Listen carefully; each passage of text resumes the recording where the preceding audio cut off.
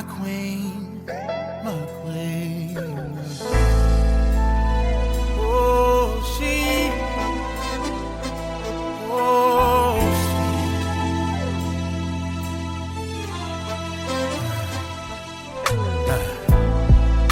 Beautiful, wonderfully made. She's heaven's angel, so strong, even in struggle, yeah. When life comes like a storm from every angle, she rises above it all, the backbone of every home. Nothing compares to all she do. The true meaning of every family. She's the glue. Yeah. Where would we be without you? You brought us Martin, Malcolm, and Obama. Yeah. And Jesus too. Oh, she's sophisticated, strong, simply amazing. Humble, honest, and helpful. Educated, ebony, eccentric, empowering. She's a queen, she's a queen.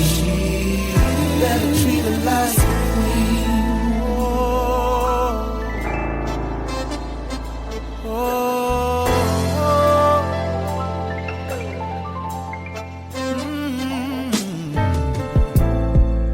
Her strength is amazing. Life inside, 9 months she's carrying. Back to work, cause the family she's carrying. Society don't give her just due, but she prevails and stands tall. A champion, a true woman. But nothing compares to all she do. Yeah, the true meaning of every family. She's the glue. Yeah, oh. Where would we be without you? Yeah, you brought us Martin, Malcolm, and Obama, and Jesus too. Oh, she is so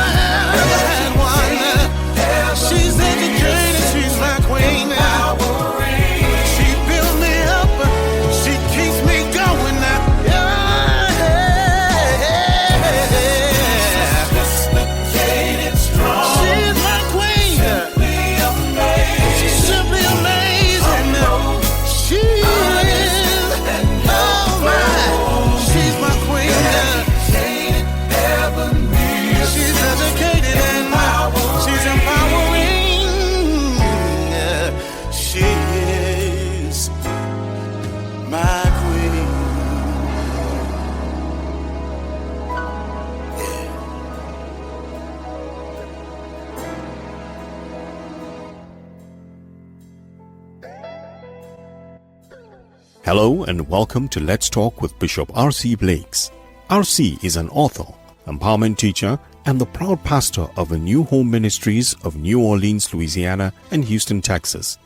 His message circles the globe. His conversational and candid approach to challenging content makes him a relevant voice to all generations. Get ready for a life-changing transformational conversation.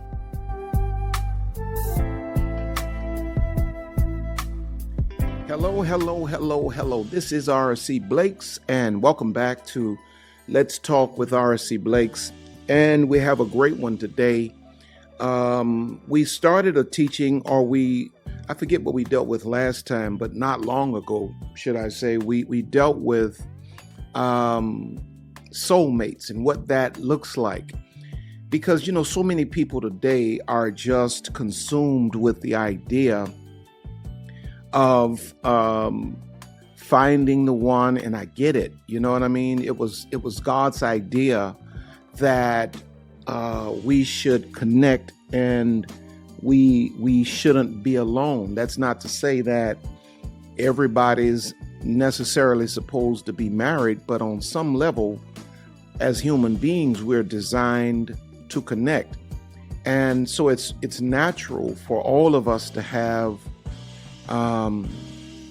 just the desire or should I say for most of us to have the desire to connect with someone romantically.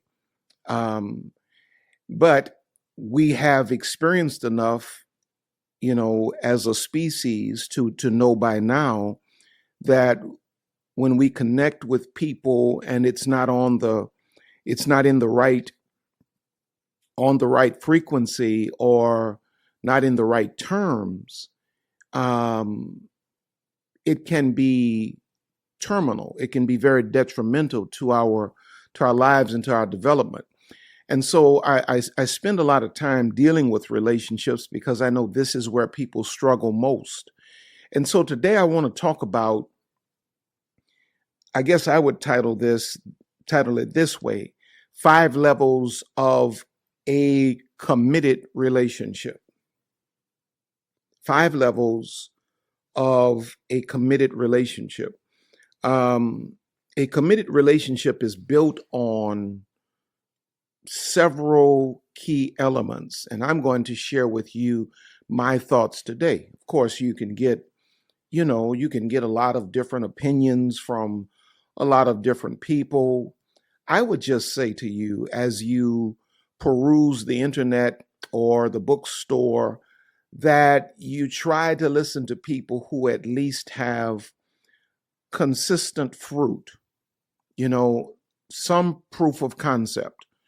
And, ideally, people that have great relationships and who've had these relationships for a while, like myself, but not limited to that, because there are some people who are single, but their singleness has produced the kind of fruit that they're wise, they're fulfilled, they're happy, they've learned some things about life that they can share with others. Just be certain that you're listening to people who have some proof of concept, because everybody now is a relationship coach or relationship guru. I don't consider myself to be either.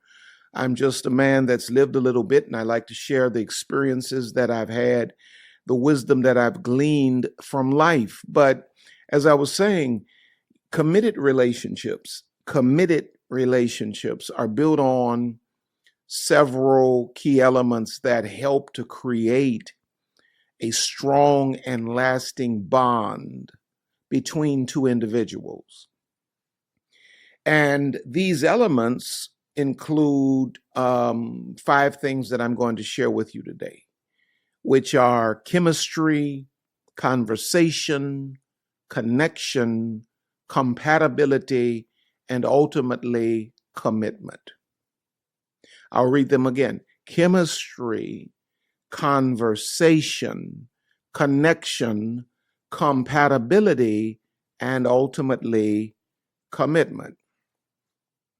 Now, one of the greatest reasons committed relationships are so few is because of what I described in one of my recent videos, the short-term strategies. There are long-term mating strategies and there are short-term mating strategies. This is especially important when it comes down to the woman. I believe with all of my heart, if the majority of women shifted from short-term mating strategies and shifted to long-term mating strategies, you would leave the population of men with no choice but to either get serious or get left behind. And when we talk about short-term versus long-term, short-term mating strategies are the strategies that men mostly employ that's just about having sex, having some sexual connection and then falling off of the scene. And then male society has put this pressure on female society that this is what you got to do if you want male attention. And female society has bought into it. And so now female society is playing into the hands of the short-term strategies, which is mostly and mainly about sex. And long-term mating strategies are the strategies that women employ that say, well, these are my standards. This is what I'm holding to. You either rise to this level or move on. I believe when more women get to a place where you're able to say that and not fall prey to the short-term strategies or the pressure to engage in short-term strategies, it's then that you leave men in a position where we either have to grow up or we have to do without. But I just needed to say that. Number one, 5 levels of a committed relationship. Chemistry. A committed relationship starts at a place called chemistry. Now, chemistry, and we'll try to differentiate between the 5 levels and differences between the various levels. Chemistry is the initial attraction. It is the spark that draws two people together. Now, this spark, this chemistry can be physical attraction, which is what it is most of the time, but it can also be emotional attraction. You can discover that you have chemistry with a person emotionally, that they're good for your mental, and that you're good for theirs. And, you never really looked at them like that, but you're discovering that there's a connection, there's a spark on a deeper level than the physical or the visual. And also chemistry can be intellectual, or it can be a combination of all three. It is what makes us feel when we have chemistry with a person. It's what makes us feel alive and excited when we are around someone we are attracted to. However, listen to this statement very carefully. Chemistry alone is not enough to sustain a so-called committed relationship. Chemistry can get you to the bed. It'll definitely bring you to the bed. But, it may not be enough to get you to the wed. And even if it gets you to the altar, it may not be enough to actually generate, more than likely it is not enough, should I say, to generate an actual committed relationship. Chemistry is what entangles people.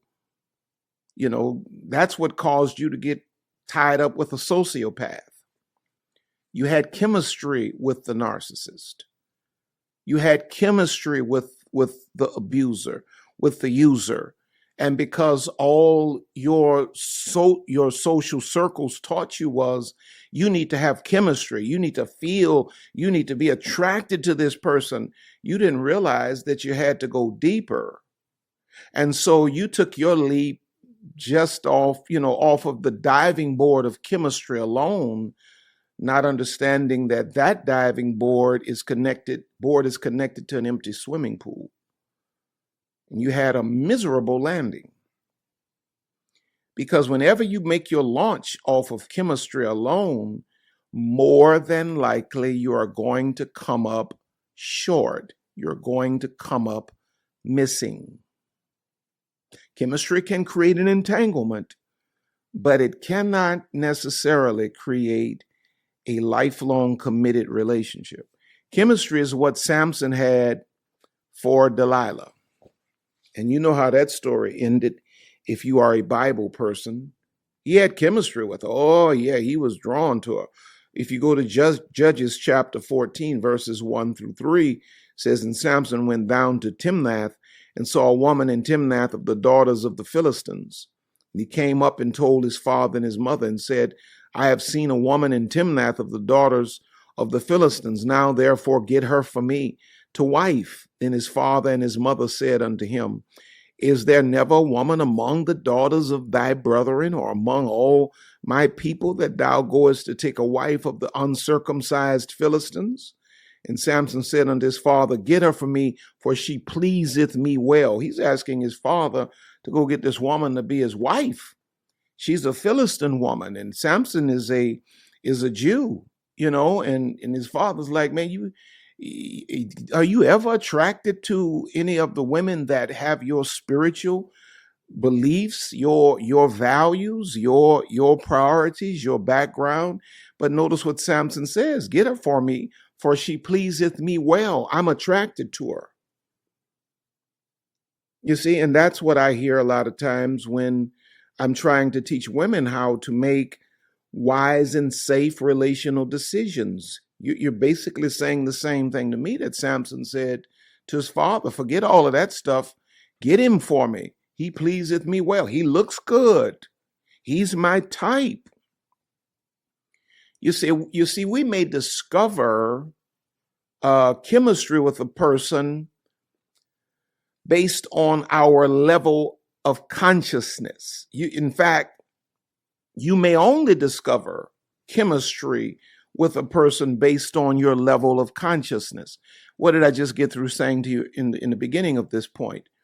You can have physical chemistry, you can have emotional chemistry, you may have intellectual chemistry.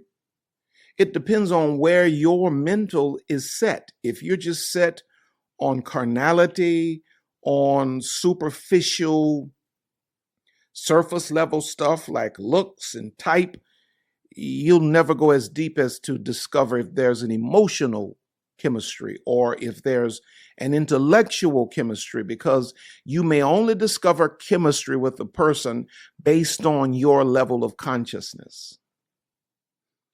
Because a person that is overly carnal and vain may only locate chemistry on a physical level. So watch this. The physical level is surface level. It's on the surface. So you'll always find chemistry with somebody through the eyes, through the looks, through the sex. And 99% of the time, this person or these people, because you'll find chemistry over and over again, these people are horrible for your emotional state. These people are miserable conversations to have because the intellect is not on par. But because this is where you are established in your consciousness, you never think to look deeper than. So those on an intellectual level will find attraction to the mind of certain people. And those in tune with their spirit will recognize the beauty of a person's heart, beauty of a person's spirit. They'll find beauty on even a deeper level. See? And so when you start talking about this thing called chemistry, I need you to understand that it does go deeper than the visual. It does go deeper than the surface.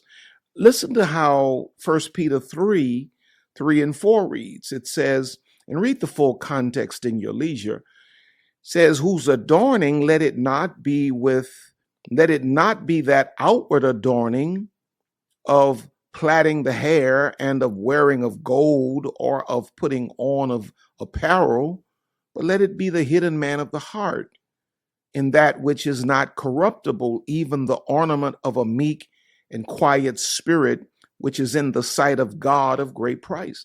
He's encouraging women to not just be beautiful on the outside, but to be beautiful deep down within. So there are dimensions of beauty, there are dimensions of attraction, attractiveness, chemistry that goes deeper than the surface. And if you're a person that says, "Oh, I want to have a committed relationship," it starts with finding chemistry with a person on the right levels. Because if you're attracted to a person based on the visual and the physical, well, that's changing every day.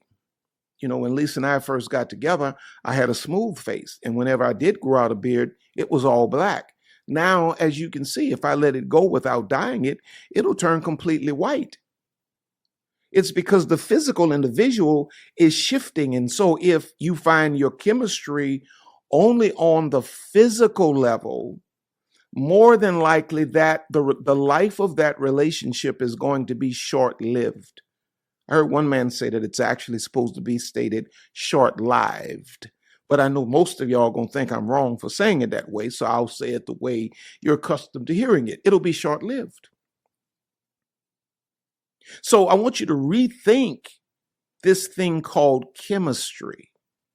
And even if you are physically attracted to a person, be patient enough to see if there's emotional chemistry. Be patient enough to see if there's intellectual chemistry, if there's spiritual chemistry. You see, you will only discover chemistry on the level of your personal consciousness. Because there's this idea that chemistry is only visual and it's only physical. Not so. Not so. The reality is that there's emotional chemistry, intellectual chemistry, spiritual chemistry, physical chemistry. And these deeper dimensions of chemistry are not usually, watch this, these deeper dimensions of chemistry are not usually instant, like visual, physical chemistry. Visual chemistry is the low-hanging fruit. Everybody can reach for that. It doesn't require any maturity. It doesn't require any self-love, self-esteem, self-work. It doesn't require any deep work, and it's fantastic. Everybody's just, everybody fantasizes about the romance novel type connection. But physical chemistry cannot produce intellectual or spiritual chemistry. You get somebody that's beautiful and good to look at, and sexy and moves you in that way and all of that. But if they're dumb as a box of rocks, I don't care how beautiful they are, how sexy they are. And when you need to connect intellectually, the physical chemistry is not going to give you any intellectual chemistry with this person. It's not going to make this person any smarter. The physical chemistry is not going to produce emotional chemistry. But watch this. If you flip that, if a person is, average looking to you, and I don't encourage anybody to get with somebody that you think looks like a monster, please don't ever misunderstand what I'm saying. I'm just trying to shift your focus off of the things that really, in the long run, are not going to matter as much. And I'm trying to shift you on to the things that would make for lifelong commitment connections. But if a person is just average looking to you, maybe, ain't no butterflies, no 4th of July fireworks going off, but you discover that this person connects with you emotionally and does something for your soul that nobody else has done. I promise you, if a person is beautiful emotionally to you, that emotional chemistry will produce a greater physical attraction. This is how you see many times what the world might call gorgeous women with average looking men. It's because that man did something for her soul. That wasn't him. When Lisa and I were younger, the guys used to always laugh because they thought that Lisa was out of my league, physically so. Because, I was overweight, but, your boy had just amazing confidence. You know what I'm saying? Amazing confidence. I had never believed that, but, you looked at it, you say, okay. But the connection was in the fact that God had uniquely positioned me in this girl's life at the right time when I was in a transitional mode, and the connection was more emotional and intellectual than it was physical.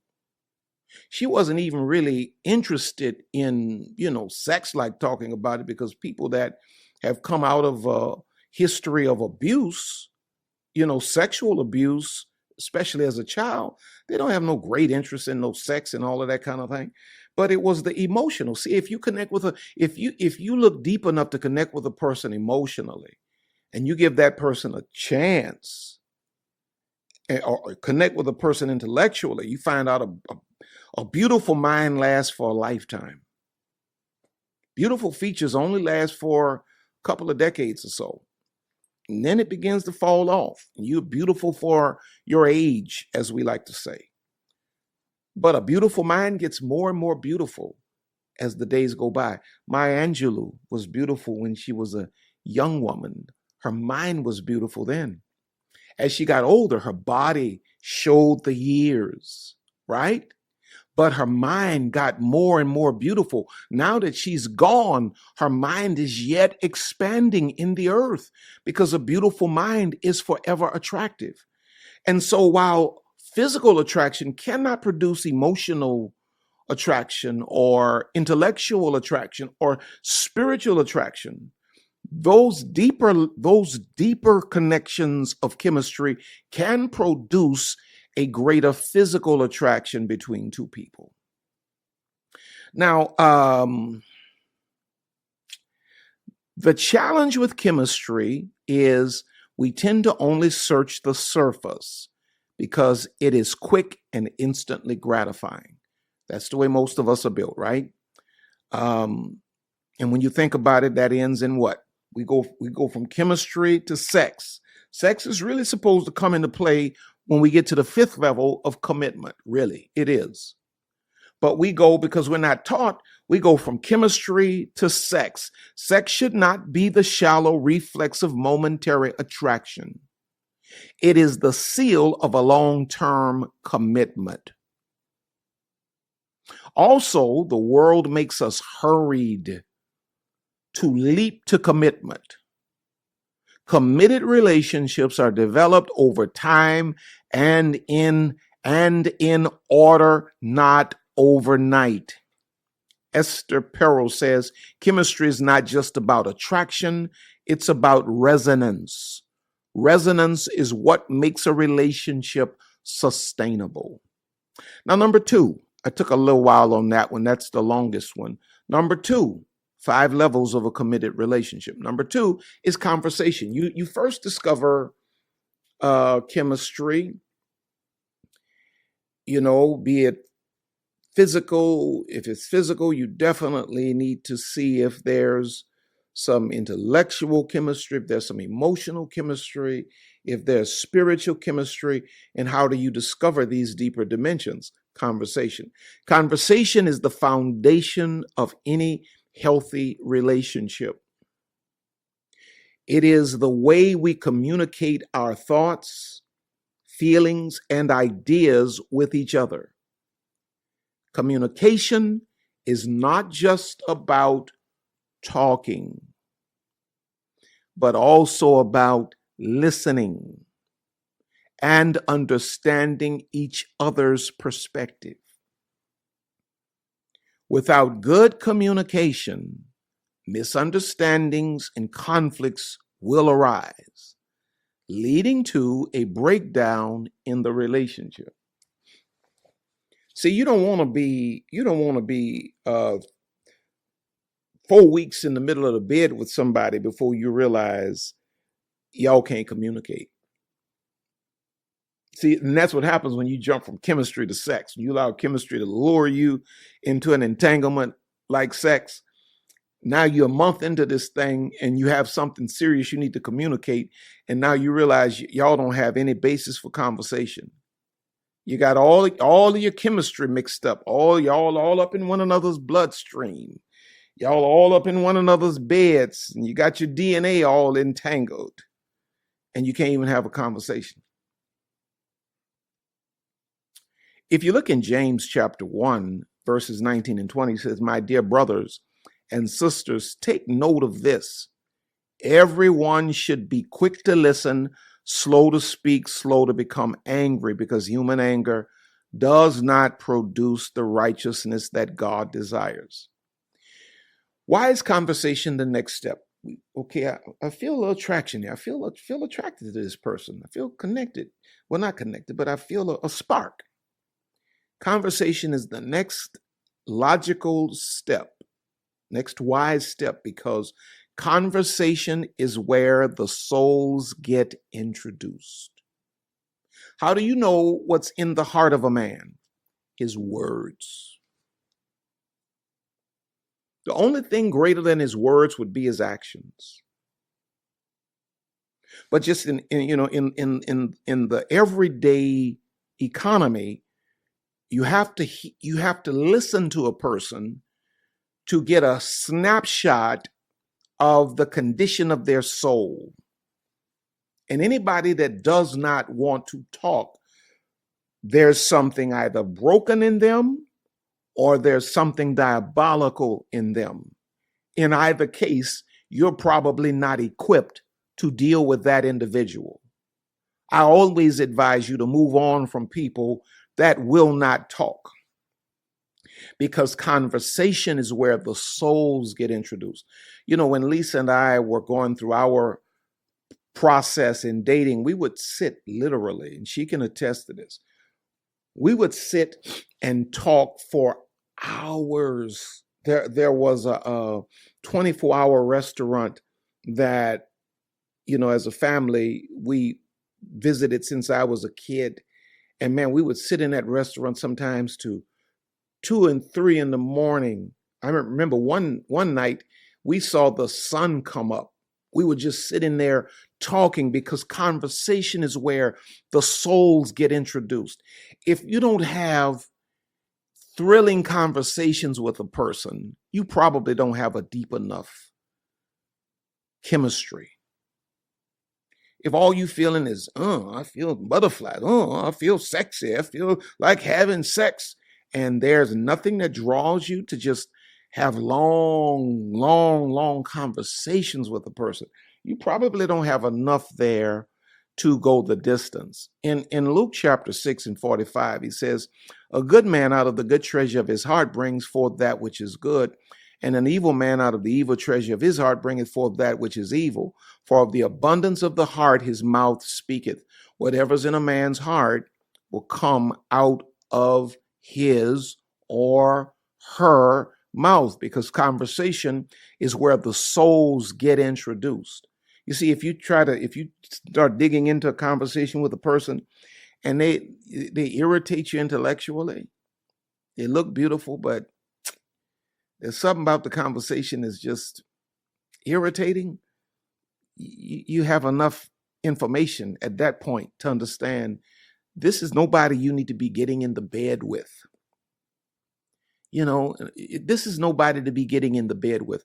There's no future here. Now you can fool yourself and think that because they look so good, you're going to ignore, the intellectual differences or the spiritual, even worse, differences. But I'm telling you, it ain't gonna last. Now, let me give you A, B, C, D, E. Let me give you these 4 points at the end of this point number 2, conversation. Letter A, conversation is an opportunity to get a sneak peek at a person's emotional intelligence. Like you're trying to share something. These are things you can learn in conversation. You're trying to share something that's deep and serious to you.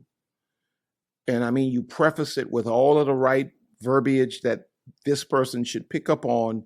What's coming after this is very significant and serious to this individual. And right when you're trying to get out the main thing you're trying to say, they cut you off. They've not paid attention to your body language. They've not listened to your tone. They're not even listening to your words. They're just there to talk. Now you know what? You have a person that is probably not emotionally intelligent enough to go the distance with. You learn this in what? Conversation. In conversation, letter B, you get a read on their intellectual bandwidth. Kind of dealt with that already. Letter C, you discover things to be concerned about. When you asking questions will reveal motives. And so it's in conversation that you discover things to be concerned about, Letter D, you get to ask and you get to answer questions.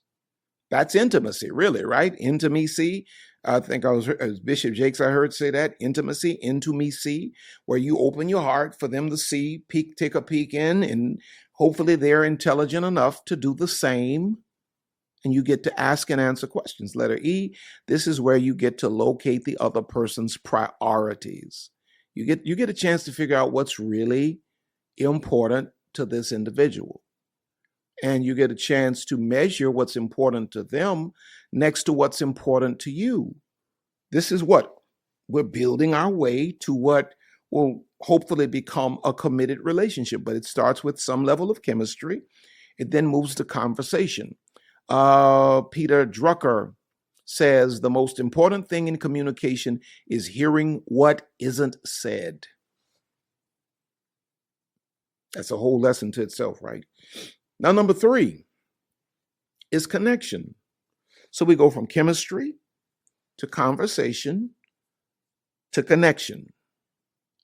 Now, connection goes beyond just physical attraction and conversation.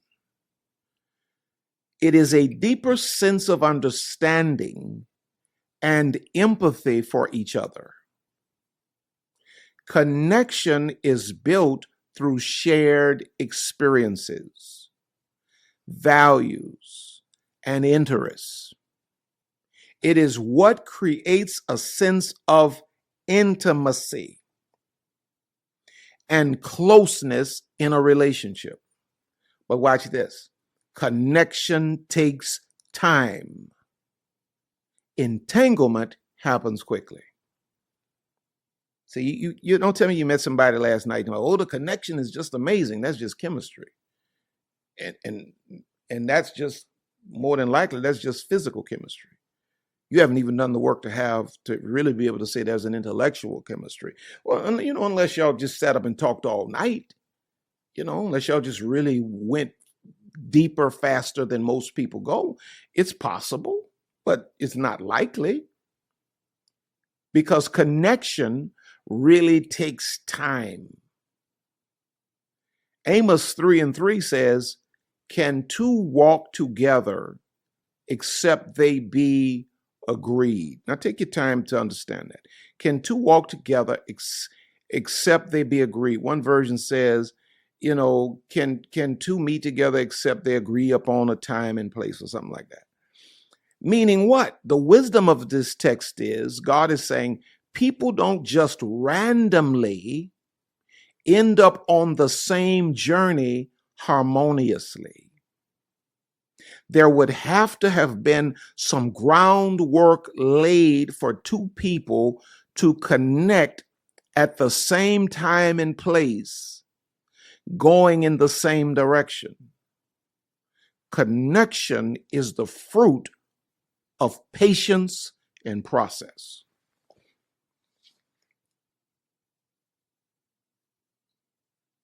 Brene Brown says, connection is the energy that is created between two people when they feel seen, heard, and valued. That takes what? Time. So we move from chemistry to conversation to connection. Ecclesiastes 4, 9, and 10 says, two are better than one because they have a good reward, a good return for their labor. If either of them falls down, one can help the other up. But pity of anyone who falls and has no one to help them up. It's talking about true connection. Reciprocal. Connection is reciprocal. There's give and take. You see? Let me give you A, B, C, D, E, and F under connection number 3. Letter A. What does connection look like? This is what this is speaking to. Letter A. What does connection look like? Open communication. You know that you're connected with a person when you can talk about anything. Open communication, where a person is not lying, a person is not skating around issues, but communication is open. When two people are truly connected, they are comfortable communicating with each other openly and honestly. Ain't nothing to hide. They are willing to share their thoughts, their feelings, ideas without fear of judgment or rejection. Letter B, mutual trust. When you're connected to a person, they trust you, you trust them because you have the connection. You see, wherever there's a relationship where one party doesn't trust the other, there's not a strong enough connection going both ways. Because one of the main signs of connection is trust. A strong connection in a relationship is built on mutual trust. Letter C, respect. Anybody that you're really earnestly connected to is going to respect you, and you're going to respect them. When two people are genuinely connected, they show each other respect. They value each other's opinions, feelings, and boundaries. They also make an effort to treat each other with kindness and consideration. Letter D, when you're connected, you develop shared interest. You develop shared interest. While it's not necessary for two people in a relationship to have all the same interests, when they are genuinely connected, they tend to share some common ground. And then letter E, there's emotional support. That person that you're connected to becomes your emotional support. A strong connection in a relationship means that each person provides emotional support for the other. If you got to look outside of your relationship for emotional support, not that you can't have emotional support in other people, but if you can't find it inside of your relationship, I don't know what y'all got, but it ain't no connection. And then letter F is physical affection. When you're connected with a person, there's going to always be the physical attraction. Physical affection is another sign of a genuine connection in a relationship. And this is anything from holding hands to hugging, cuddling, kissing, making babies. If y'all married, hopefully, praise the Lord. Number 4. So we went from what? Chemistry to conversation, connection. Now here's number 4. Compatibility. Step number 4 on the journey to um, commitment or a committed relationship is compatibility. Compatibility is the ability of two people to coexist and thrive together. Compatibility is about being able to balance each other's strengths and weaknesses and work towards common goals.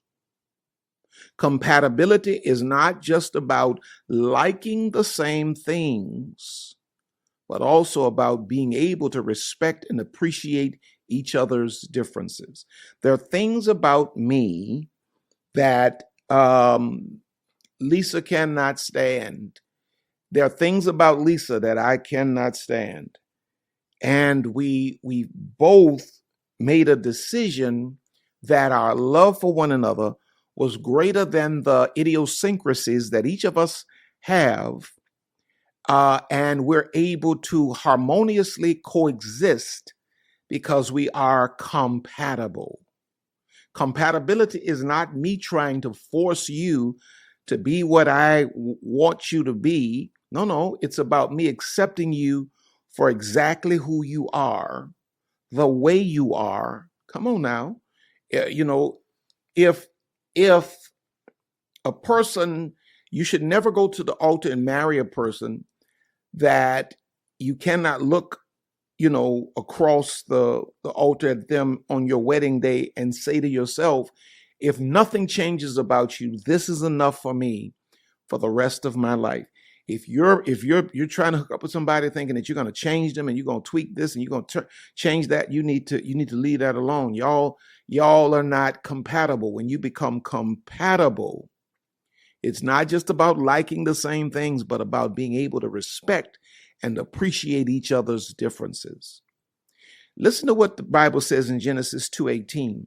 And the Lord God said, it is not good that the man should be alone. I will make him an helpmeet for him.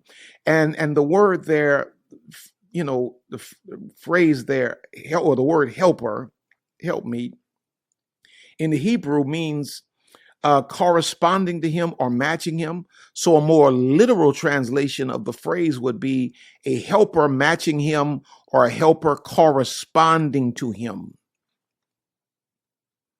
Yeah. Meaning one that is what? Suitable for him.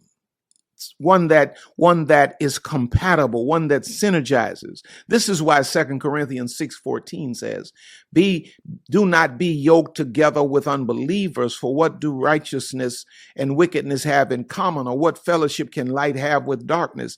King James says, be not unequally yoked together. Because an unequal yoke causes pain at least, and at worst causes death.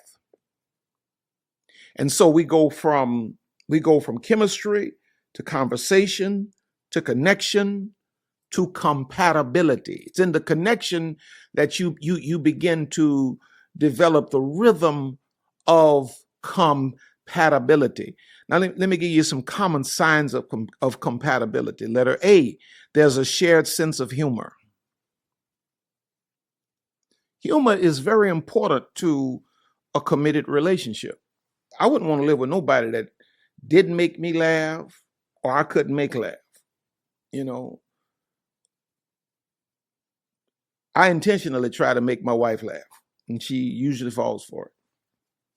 She has a very weird kind of sense of humor. It's really, really, really weird. But she makes me laugh, with the craziness, the way she wakes me up in the morning.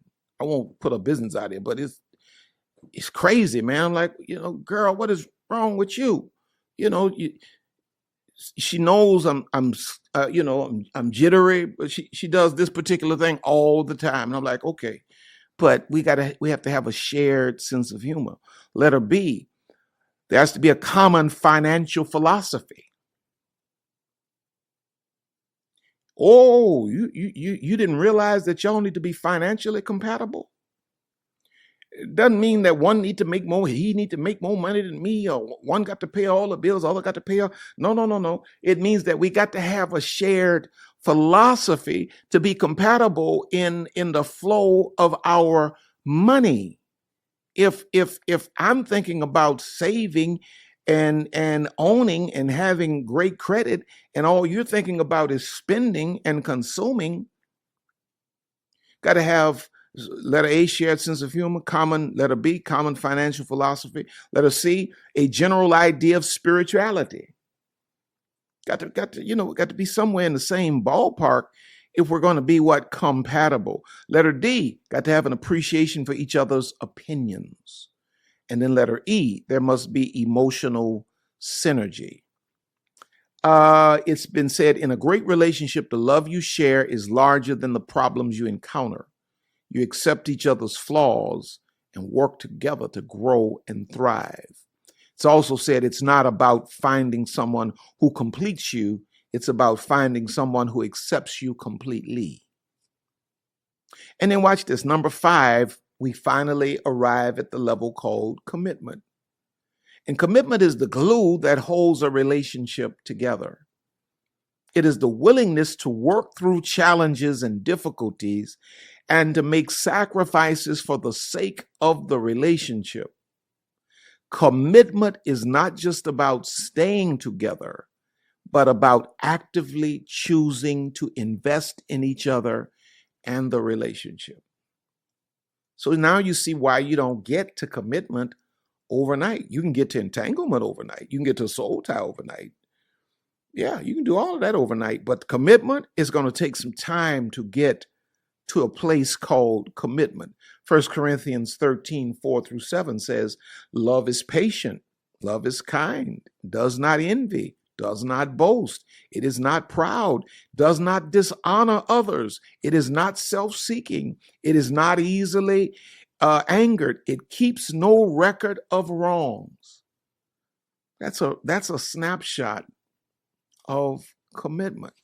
Now let me give you the marks of commitment. Letter A, consistency. When someone's committed, they are consistent. It's like clockwork. You don't have to. They're committed. Letter B, communication. When a person is committed, they communicate. They communicate. If a person is not communicating, I think it is a clear sign that this person is not committed. Letter C, you are clearly, they make it known that you are priority.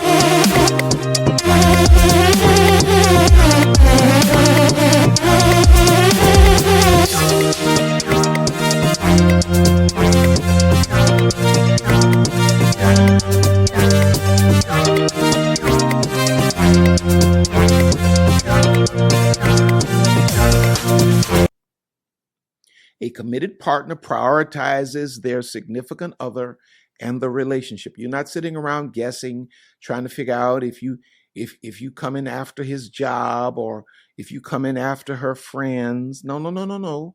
You are prioritized when a person is committed to you. Letter D, respect. Anybody that disrespects you is not committed to you. We don't need no. Disrespect is not commitment. Letter E, they support you. They support you. They're not trying to dumb you down. They're not trying to talk you out of your destiny. They're trying to figure out, how can I fit in to help you? And then letter F, year after year after year after year, they prove to be loyal. People that are committed to you are loyal. When it could be beneficial to them to turn, to do the Judas on you, they're loyal. When you're not able to be at your best, they stay in place. They keep doing what they're supposed to do because they're loyal. Come on now. And so hopefully you can see why I say to you, you don't arrive at a place called committed relationship overnight.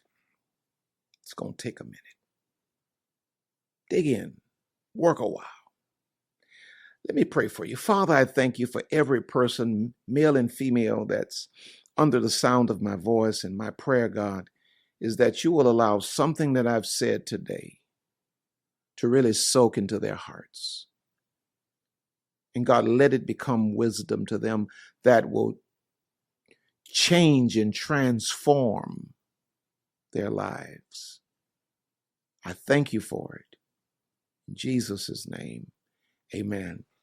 Now listen, hope you got something out of this today. Sign up for my mailing list, and if you had been on my mailing list, you would have gotten the notification about tonight or about today's conversation, and you would have gotten whatever's necessary to have had the notes to be able to follow along. When there are times that I have time to do that. And this is one that you would have gotten the notes. So I've been begging you to get on my mailing list, but you look like you just don't want to do it. And you got to understand, you're not in my community till you're on my list. If these platforms go down today or tomorrow, the only people I can reach out to let you know where I'm at are those that are on my mailing list. And if you consider yourself a part of my family and community, you should be on my mailing list. Don't forget to go by Amazon and pick up all of my books, especially my latest book, Me, My Mind. It was reading out of stock for so long, but now they're in stock. So go and pick that up today. You can get the physical version, you can get the Audible version, you can get the electronic version, the Kindle version at Amazon. Thanks to all of you that have sown into our lives. Lisa and I love you so much. We thank God for you.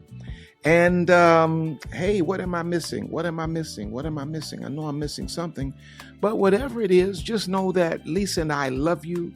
We thank God for you. You are special to us. I want to also say thank you to Kizzy Rock, who's one of the moderators on our YouTube channel. She flew down. I don't know if she flew or drove. She probably drove, I'm assuming. But she came to New Orleans and she brought the most amazing gift to my brother and I. 2 original oil paintings of my brother and I with my Father who's in heaven, releasing the torch into my brother and my hands. Is that the right way to say that? Y'all know what I mean. It was just so amazing. I had to just say thank you to Kizzy. It's a very special gift. And I love my family. I love my community. You all are the absolute best. But hey, just know you're on top. You're going higher. God has more in store for you. Woo! So we will see you at the top. But before you leave out of here, you hit the like button. I don't know why I ain't gonna fuss. Hit the like button.